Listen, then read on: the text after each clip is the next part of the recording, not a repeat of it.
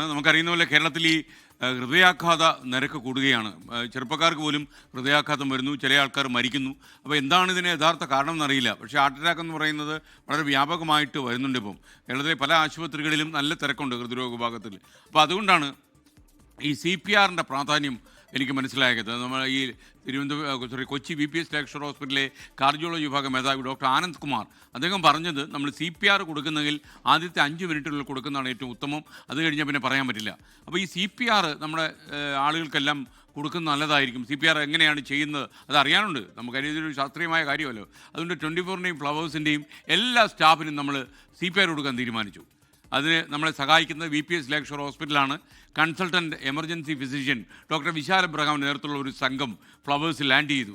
അവർ 24-ലും വന്നു. അവർ ഡെമോൺസ്ട്രേഷനിലൂടെ കാണിച്ചു എങ്ങനെയാണ് നമ്മൾ ഹൃദയാഘാതം വരുന്ന ഒരാളിന് CPR കൊടുക്കുക എന്നുള്ളത്. വളരെ വളരെ നല്ല കാര്യമാണ്. എല്ലാ സ്ഥാപനങ്ങൾക്കും ഇത് ഈ ഞങ്ങൾ കാണിച്ച ഈ പാത പിന്തുടരാവുന്ന കാര്യമാണ്, പ്രത്യേകിച്ച് ഈ ഹാർട്ട് അറ്റാക്കുകൾ കൂടുന്ന ഈ സമയത്ത്. ആദ്യം നമുക്ക് ക്ലാസ് ഒന്ന് കാണാം, ഡെമോൺസ്ട്രേഷൻ. നമ്മൾ ഈ CPR കൊടുക്കുന്ന ഒരു താളമുണ്ട്, ഒരു റിതമുണ്ട്, ഒരു ലിമിറ്റുണ്ട്. സോ നമ്മൾ കൊടുക്കുന്ന റിതം എന്ന് വെച്ചാൽ we are giving 30 compressions. 2 breath കൊടുക്കും. 30:2.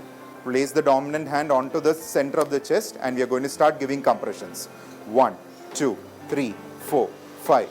30 compressions കൊടുത്തതിന് ശേഷം you are going to give 2 breaths. ഒരാൾ പെട്ടെന്ന് കുഴഞ്ഞു വീണാൽ അത് കാർഡിയാക് അറസ്റ്റ് ആണോ എന്ന് എങ്ങനെ മനസ്സിലാക്കാം? CPR നൽകേണ്ടത് എങ്ങനെയാണ്? CPR തെറ്റായി നൽകിയാൽ ഉണ്ടാകുന്ന പ്രയാസങ്ങൾ.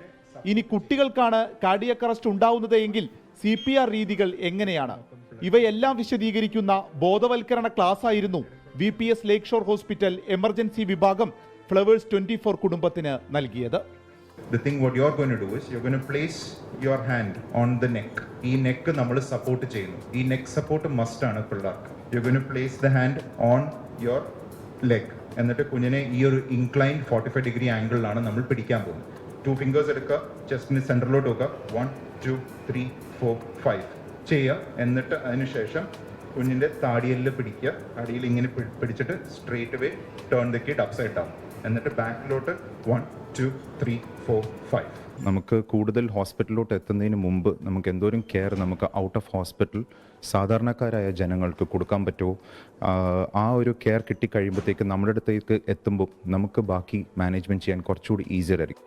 വെണ്ണല കോർപ്പറേറ്റ് ഓഫീസിലും കാക്കനാട് 24 ഹെഡ് ഓഫീസിലും നടന്ന ബോധവൽക്കരണ ക്ലാസ് VPS ലേക്ഷോർ എമർജൻസി വിഭാഗം ഫിസിഷ്യൻ ഡോക്ടർ വിശാൽ എബ്രഹാം നയിച്ചു. ഡോക്ടർ ജിതിൻ ജോർജ്, ഷിജാസ്, അയന, പ്രജിത്ത് എന്നിവർ ഒപ്പം ചേർന്നു. 24 കൊച്ചി. എന്തായാലും എല്ലാ ഓഫീസുകളും ഈ CPR എങ്ങനെയെന്ന് നമ്മുടെ സ്റ്റാഫിനെ പരിശീലിപ്പിക്കുന്നത് എന്തുകൊണ്ട് നന്നായിരിക്കും. ഒരു ചെറിയ ശുപാർശയാണ് കേട്ടോ.